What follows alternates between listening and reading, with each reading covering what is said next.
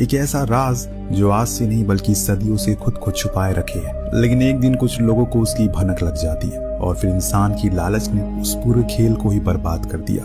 समय चल रहा है दूसरा विश्व युद्ध का, जिसका अंत अब करीब है क्योंकि संयुक्त राष्ट्र ने अपनी जीत घोषित कर दी है, जिसके कारण अब जितने भी नाजी आर्मी के बेस कैंप थे सभी अपना बोरिया बिस्तर बांध कर भागने की कोशिश में। इस बीच हम एक बेस कैंप को देखते हैं जहां कुछ बेशकीमती रखा है, जिसकी फिराक में हमारा हीरो इंडियाना जोन्स, जिसे तारीफ की कोई जरूरत नहीं है। उसी बेशकीमती चीज को खुद को बनाने के लिए वो पूरी जद्दोजहद में लगा हुआ। लेकिन आज एक गलती हो गई जिसके कारण वो दुश्मनों के चंगुल में आ जाता है। दरअसल यहाँ वो आया था उस होली स्क्रैप को चुराने के लिए।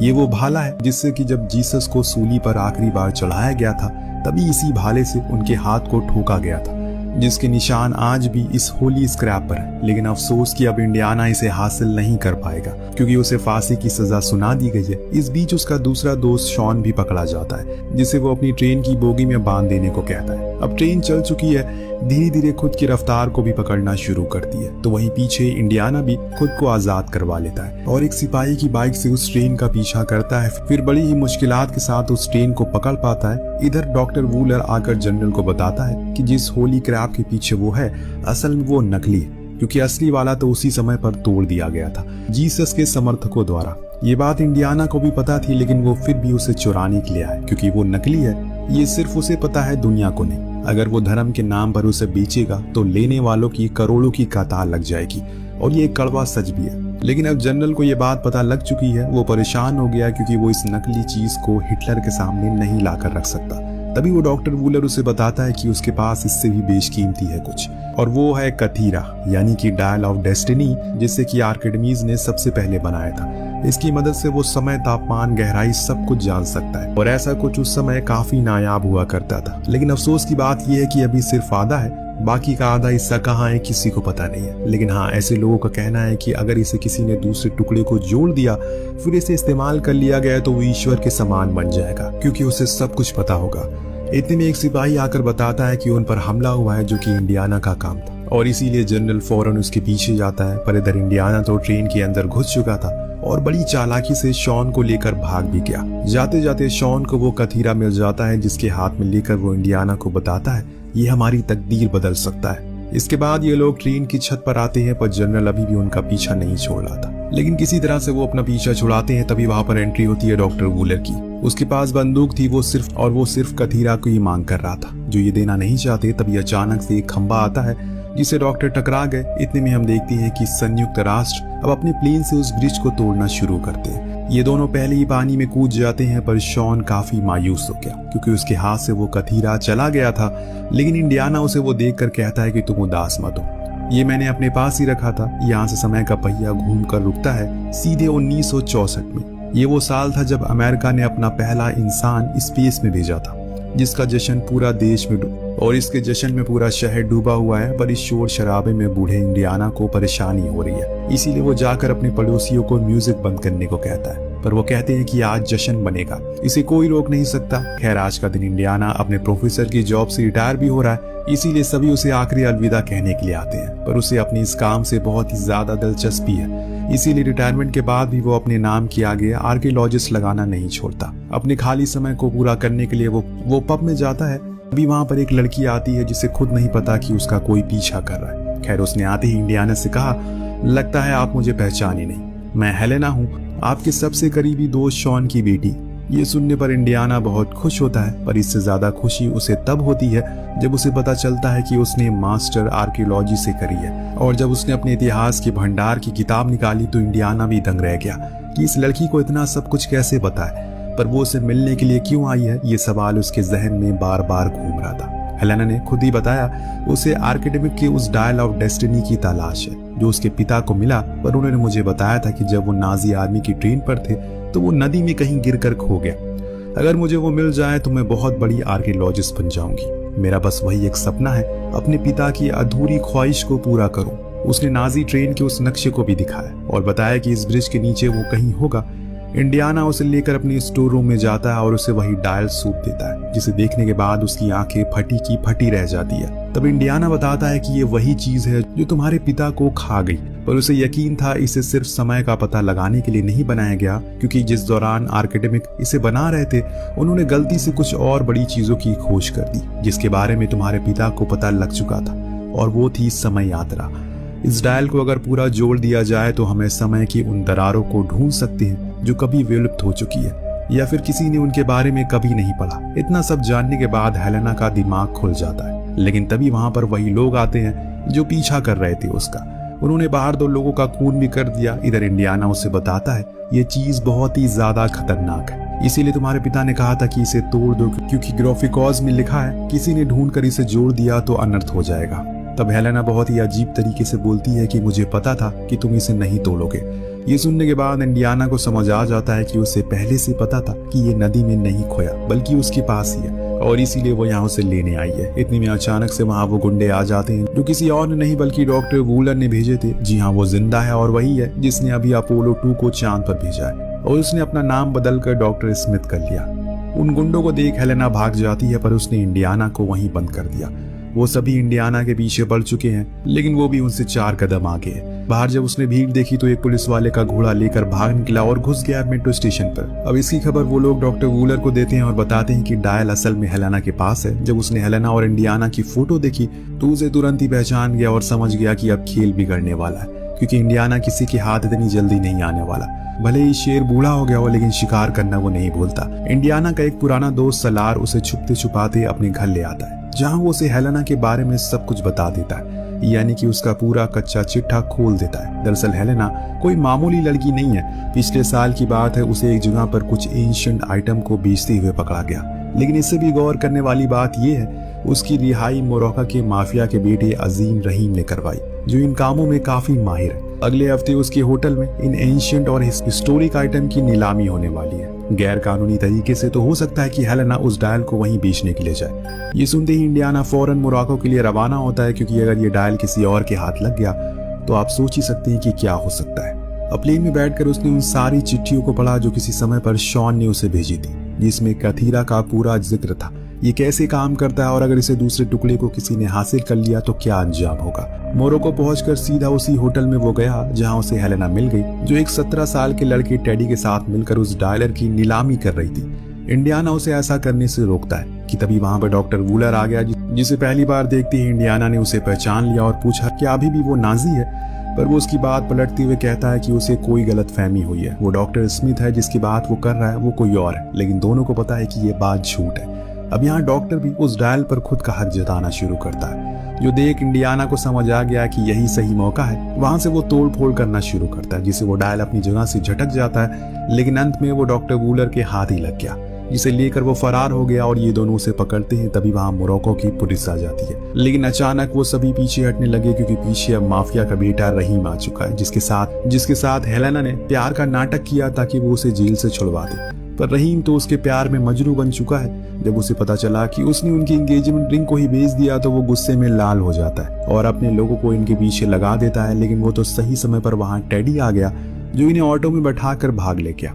जब इंडियाना ने देखा कि वहां साइड में डॉक्टर वूलर की कार जा रही है, उसने स्टीयरिंग खुद के कंट्रोल में ले लिया और उसका पीछा करना शुरू किया। इनकी सबसे बड़ी मुसीबत थी रहीम, जो इनके पीछे पड़ चुका है। अब जब तक इन्होंने उसे छुटकारा पाया तब तक डॉक्टर वूलर फरार हो गया, लेकिन उसका भी दिन अच्छा नहीं होता। आगे जाने पर उसे अमेरिकन आर्मी के कुछ एजेंट पकड़ लेते हैं और अपने साथ ले गए। लेकिन जब डॉक्टर वूलर ने उन्हें कहा कि उसे जाने दो, क्योंकि उसे अभी इसे दूसरे हिस्से को भी ढूंढना है, पर वो उसे भी कहीं जाने को मना कर देते हैं। अब डॉक्टर अपने एक साथी के साथ मिलकर सभी को मार डालता है, फिर उस पूरे चॉपर को अपने कंट्रोल में ले लेता है। इधर टेडी इंडियाना को पानी ला कर देता है, पर इंडियाना हेलेना पर बहुत ज्यादा गुस्सा करता है कि वो अपने पिता की सालों की मेहनत पर पानी फेर रही है। वो नहीं चाहते थे कि किसी के भी हाथ लगे, पर तुमने उन्हें वो डायल के साथ साथ उसकी वो किताबें भी दे दी, जिसमें उसकी जिंदगी का पूरा रहस्य लिखा था। हेलेना का कहना है कि उस किताब का हर एक पन्ना मेरे दिमाग में छपा हुआ है, जो मुझे कोई छीन नहीं पाएगा। इस बात का टेस्ट करने के लिए उसने पूछा, क्या तुम्हें ग्राफिकोस की लोकेशन पता है? हेलेना ने कहा कि हाँ, पर उसे यकीन नहीं हो रहा है क्योंकि उस लोकेशन का किसी को पता नहीं था। लेकिन हेलेना का कहना है कि उसके पिता को पता था, उन्होंने उस किताब में वो लोकेशन लिखी थी, जो कि कोर्ट्स में थी। ये सुनते ही इंडियाना समझ जाता है कि उसके पास जो लेटर थे शॉन के, उसमें भी वो कोर्ट्स लिखे थे, जो कि एक एल्टीट्यूड था, यानी कि उनके पास मौका है उस दूसरे हिस्से को ढूंढने का। लेकिन हेलेना के पास कोई डाइवर नहीं है जो कि समुद्र के नीचे जाकर उसे ढूंढ सके। लेकिन इंडियाना का एक पुराना दोस्त है जो इस काम को कर सकता है।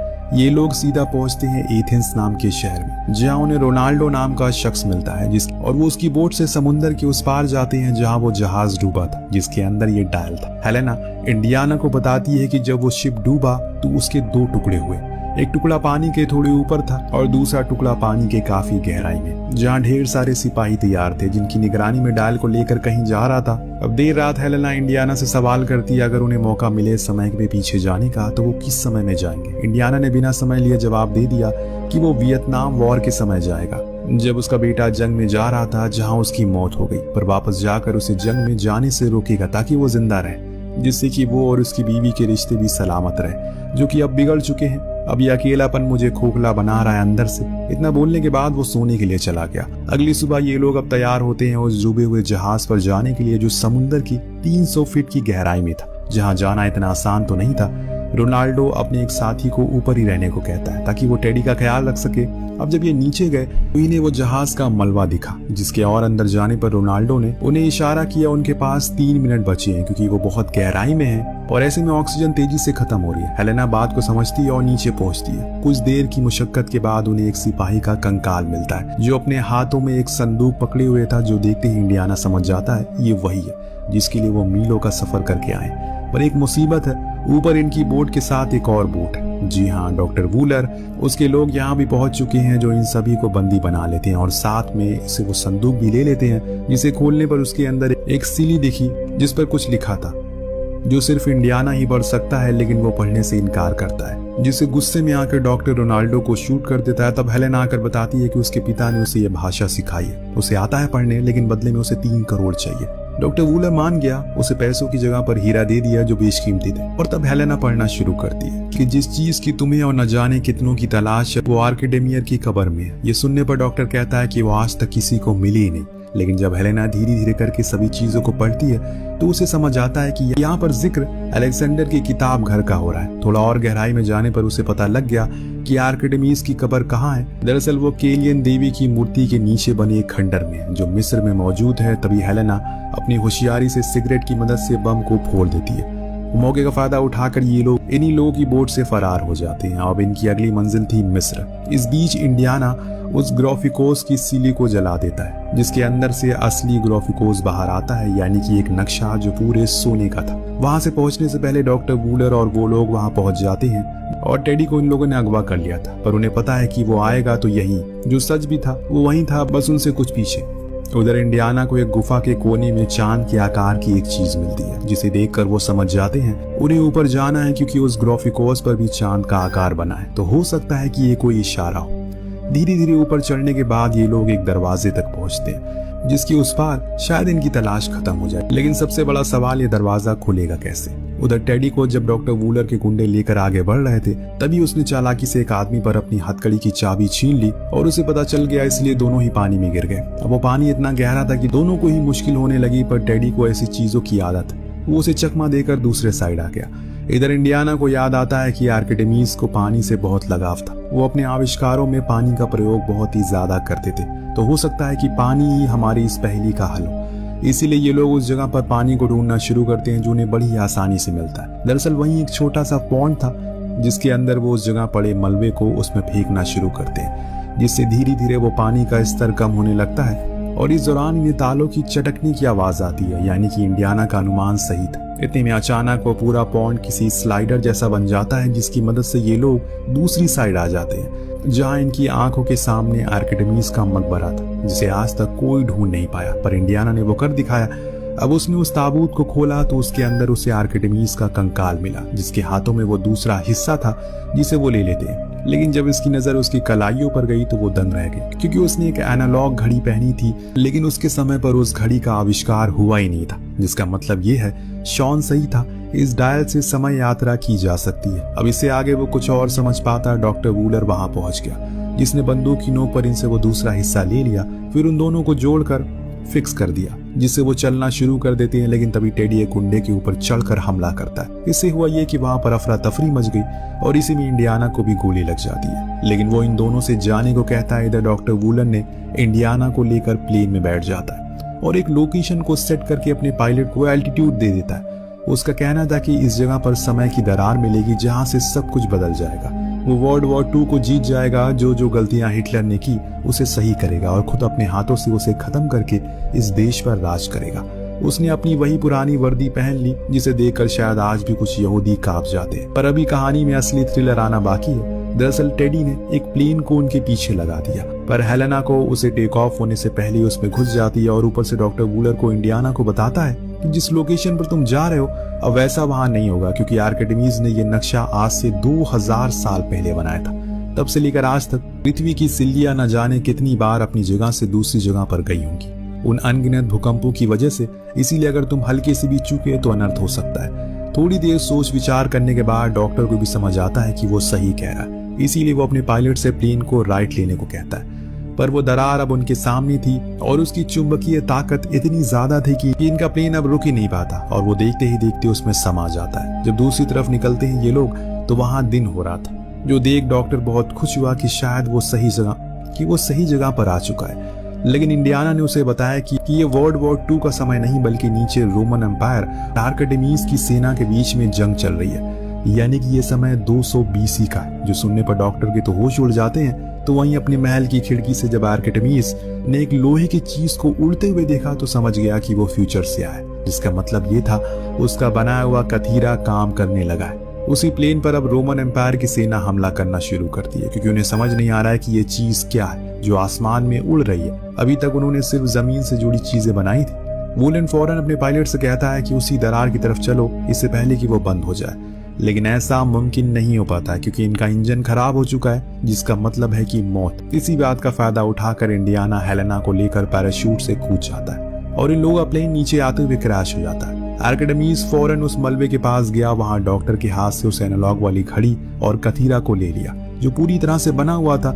इसे देखकर वो बहुत खुश होता है क्योंकि उसने सालों की मेहनत आज बन गई। इसके बाद वो इंडियाना, जिसने जब उसे अपनी आंखों से देखा तब उसे एक ही शब्द निकला, वाह, ये वही शख्स है जिसके किस्से आज लोगों की जुबान पर रटे हुए, आर्किमिडीज ने पूछा कि वो कौन है, कौन से सन से आया है। तब उसने बताया कि वो 2000 साल आगे से आया है, जहां उन्हें आज भी याद किया जाता है। ये उनके लिए सौभाग्य की बात है कि वो उनसे मिल सके। अब यहाँ आर्किमिडीज कहता है कि वो यहाँ आए हैं क्योंकि उन्हें यहाँ मदद के लिए बुलाया गया और उसने इसीलिए इस चीज को बनाया ताकि मैं कलयुग से मदद बुला सकूं। ये सुनकर हेलेना समझ जाती है कि कथीरा का जितनी बार भी प्रयोग करो वो बार बार उसे यहीं लाएगा, जिसका मतलब ये है कि इससे एक ही जगह पर समय यात्रा की जा सकती है। इस बीच इंडियाना की तबीयत बिगड़ने लगती है क्योंकि उसे गोली लगी है। इसीलिए हेलेना उसे चलने को कहती है, पर वो इनकार कर देता है क्योंकि उसने इस पल के लिए अपनी पूरी जिंदगी लगा दी। आज वो इसे जीना चाहता है। यहाँ उसने उसे बताया कि इस कोड को उल्टा करके पढ़ो, तुम अपने समय पर वापस लौट जाओगी, लेकिन उसके बिना तो नहीं जाना चाहती। और वो उसे मुक्का मारकर वहीं बेहोश कर देती है। अब जब उसकी आंख खुली तो वो उसी समय में जहाँ पर एयरप्लेन भी थे, कार भी थी और वो उससे नाखुश भी था कि वो उसे वापस लेकर क्यों आ गई। तभी रूम में उसकी पत्नी आई जिसे देखकर वो हैरान था। तब उसने कहा कि हेलेना ने उसे सब बता दिया कि तुम किस अकेलेपन से सालों से गुजर रहे हो, लेकिन अब ऐसा कुछ नहीं होगा, हम लोग साथ साथ रहेंगे। इतना कहने के बाद वो उसे किस कर लेता और कहानी इसी दृश्य के साथ खत्म हो जाती। आपको कहानी कैसी लगी हमें कमेंट करके जरूर बताइएगा। ये कमाल की समय यात्रा कहानी है जो देखने में काफी मजेदार लगती है। कमेंट करके हमें जरूर बताइएगा। मिलते हैं अगले वीडियो में। Thank you so much watching. Peace out.